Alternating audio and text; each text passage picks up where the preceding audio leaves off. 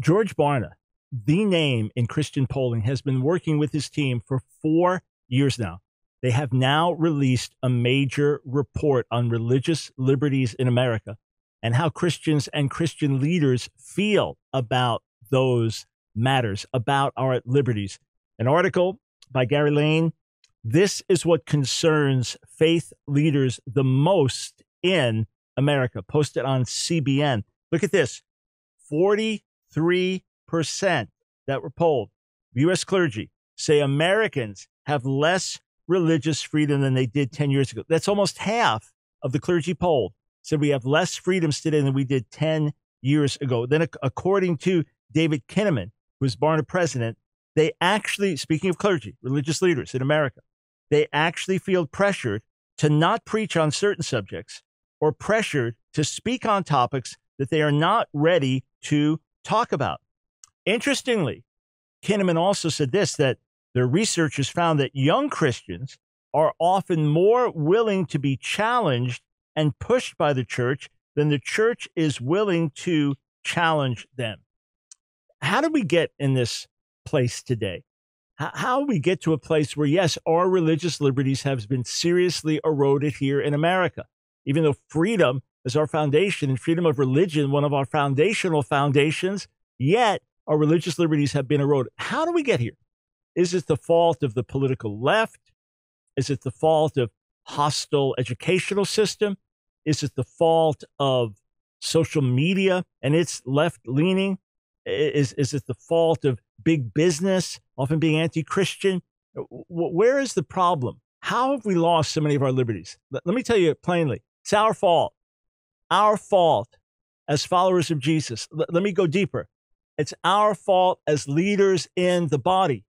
We've been more concerned with being popular. We've been more concerned with being liked. We've been more concerned with being accepted. We've been more concerned with filling the pews, filling the seats. We've been more concerned with making budget. We've been more concerned with social media presence. We've been more concerned with not hurting people's feelings. We've been more concerned with being nice in the eyes of the world as opposed to telling the truth. The reason we've lost our liberties is we've been so compromised. We've been so careful not to offend that we've forgotten that the gospel itself is offensive to the flesh and to the world. And we've forgotten the counsel of Jesus that if we save our lives, we'll lose them. Meaning, if we try to preserve our life by escaping persecution, by never getting into controversy, by always being popular and if we save our lives, we lose them.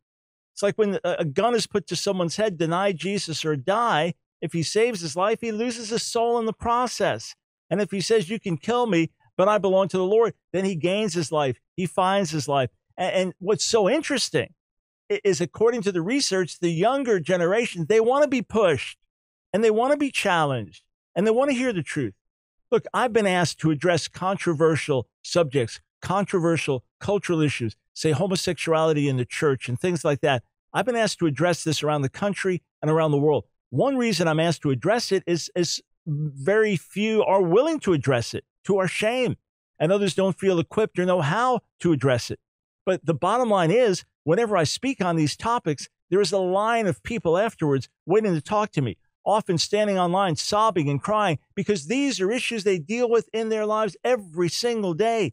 And kids are coming home from school having to deal with this all the time, and the constant pressure of social media and the unrelenting message from Hollywood and what kids are getting in the universities, and on it goes. And the real attack on our liberties, it's here because we have been more concerned with preserving our lives, preserving our popularity, than telling the truth.